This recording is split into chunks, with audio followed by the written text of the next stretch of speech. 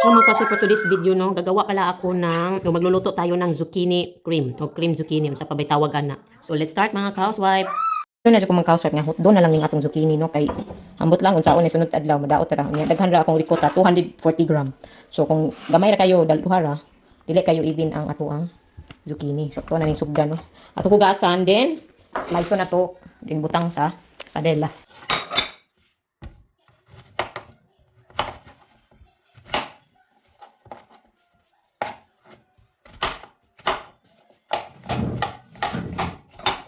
What are you doing?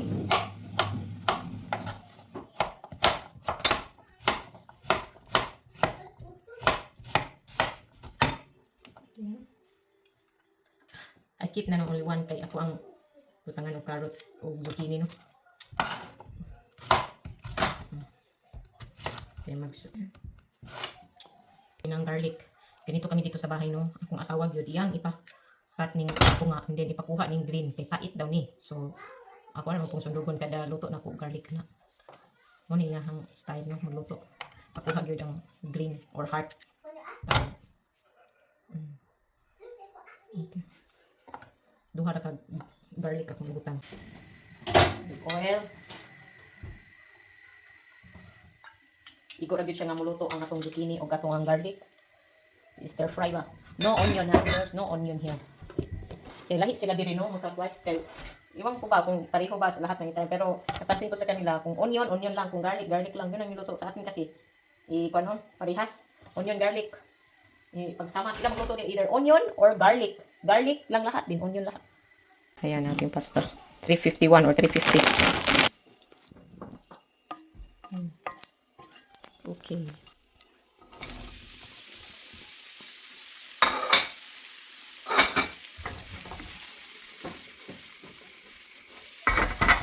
Transfer ko muna sa mas malaking apoy.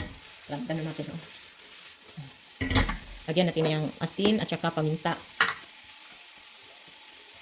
Yan. Paminta. Maganda sana pag may coriander or mga herbs tayo pero wala ako. Oregano lang meron. So, unang lagyan. Yan na lang. Yan. Boiled na akong tubig. Pasta.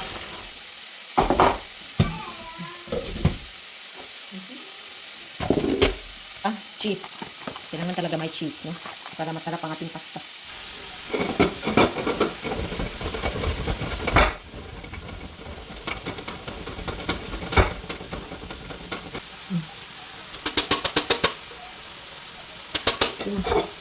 Cheese.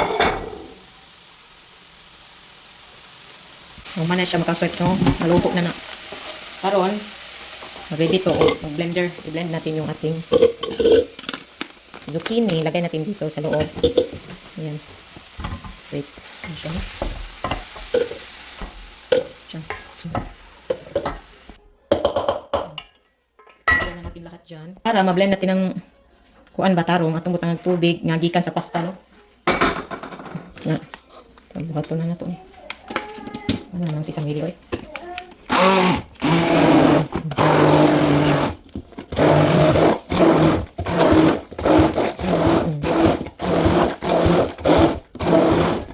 Sinama natin yung garlic dito, no? Para, ano siya? Okay, there's no meat. Don't need it. Ano siya? Na-clean na, tapos na siya. Ayan siya. Hindi ko lang din-direct dito sa pano, kaya takot ako baka magkakuan-kuan taan eh. Dili na tumatalong ba? Then, lagay natin yung ricotta. Ganyan siya. Then, mix natin, gamit natin yung ating silicone, no? Ayan. Dapat ilagay ko din siya ni. Pero wala ng space. Madami kasi. Clean natin. Then, lagay natin yung cheese. Ganyan siya. Hintayin natin maluto yung atong pasta. Ayan siya. Kung may basil, yung basil sana, maglagay din ng basil dito. Wala naman akong basil, no? Para mas lalong blend. Sarap. Sarap to. Tikman natin kung ang cream ay okay, no? Dagdagan natin ng asin or paminta. Perfect. My God, dilikit kaayo nga tuwang sauce. And there's no meat. Kay para gyud mukaon sila gulay ni atong mga duha ka bata, no? Kalami na lang, lami kay housewife. Kami eh. Dapat nga pa ni mong cheese. Itong cheese para mag-melt diri ba na. Sayo na i-mix sa pasta. Siya. Yan. I-mix ang diha. You can add olive oil, extra virgin oil. Kung gusto ka murag may pagka-oil.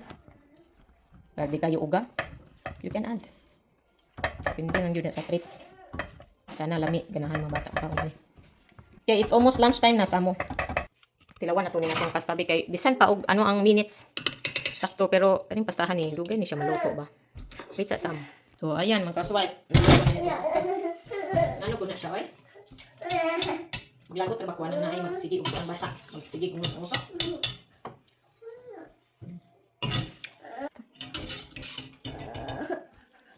Hindi kayo mag-eat na. Pinaspasa yun itong trabaho din. Dagang pasta kaya ron. Busog.